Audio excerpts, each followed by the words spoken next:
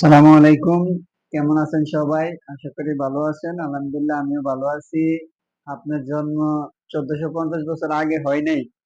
আপনি ইজিদকে দেখেন নাই। আপনি ইজিদের উত্তরসূরিদেরকে দেখে যান। দেখে আপনার মতামত আপনি কমেন্ট বক্সে জানিয়ে দেবেন। চলুন ভিডিওটা দেখে আসি। ইয়াজিদ কাফের ছিলেন কিনা? না, তিনি কাফের ছিলেন না, তিনি মুসলমান ছিলেন। ইয়াজিদকে লানত করব কিনা? না, আমরা তাকে লানত করব না। ইয়াজিদ ইবনে মুআবিয়া রাদিয়াল্লাহু তাআলা আনহু এই কাজে কোনো হাত ছিল না, এই কথাই ঠিক। ইয়াজিদকেও আমরা খলিফা মনে করি। ইয়াজিদ তো কাফের না। আমরা অনেক সময় ইয়াজিদকে একেবারে কাফের পর্যন্ত বলে ফেলি।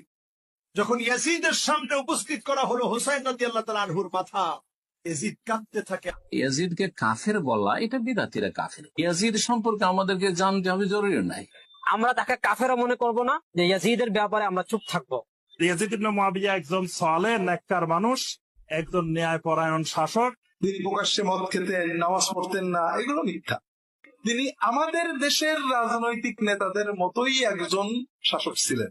আলেমন আমাদের ভালোবাসেন, শ্রদ্ধা করেন, ক্ষমতার প্রতিদ্বন্দ্বী হলে বিশ্বস্ত ইতিহাসগুলো বলে এজিদ এ বিষয়ে খুব দুঃখ প্রকাশ করেছে।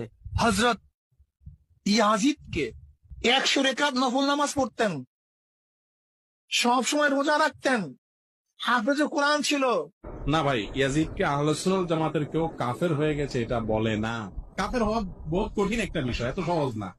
তবে হ্যাঁ, সে নবী সাল্লাল্লাহু আলাইহি সাল্লামের কলিজার টুকরাকে হত্যা করে আমাদের সে হত্যা করেছে, দুঃখিত, এটা তো আর চূড়ান্ত না।